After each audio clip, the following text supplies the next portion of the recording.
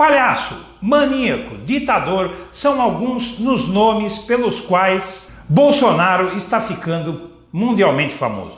Os micos que o país está pagando no exterior por conta do seu presidente da República e seu ministério de malucos estão nos causando recessão e desemprego. O maior jornal de economia do mundo, o Financial Times, chegou a chamar o presidente da República Federativa do Brasil de maníaco.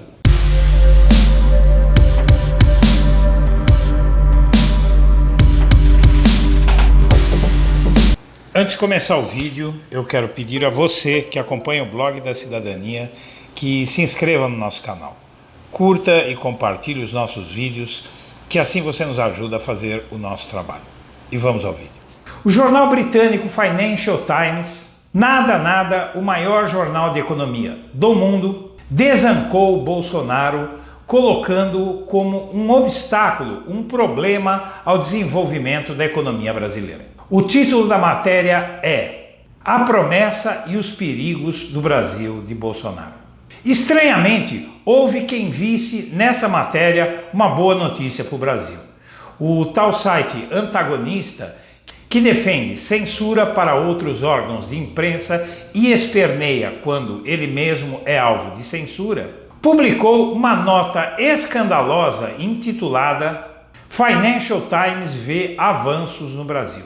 Vejamos por que então é pura falta de vergonha na cara publicar uma chamada como essa para uma reportagem que chama o presidente do Brasil de maníaco. O editorial em questão do jornal britânico diz que Bolsonaro e seus ministros da Educação e das Relações Exteriores atrapalham o único ministro de Bolsonaro que, segundo esse jornal britânico, não é maluco como os outros.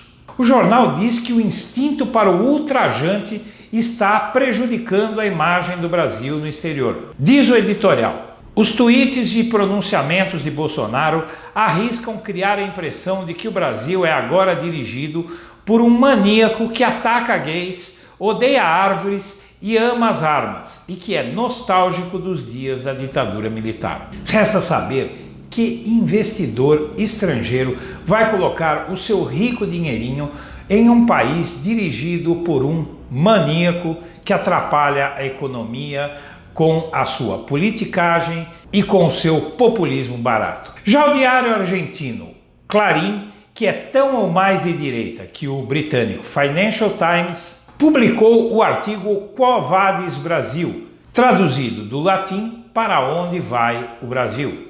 Foi escrito pelo economista de direita argentino Ricardo Arriazu.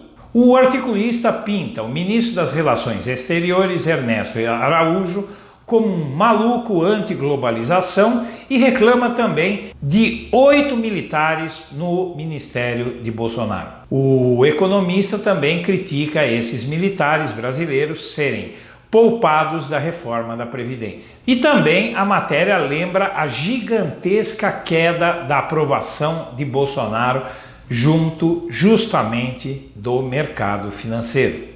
Como se sabe, ele teve uma queda de 80% na sua popularidade junto a banqueiros e tantos outros. E quem acha que esse é o fundo do poço para a imagem do Brasil, não viu nada.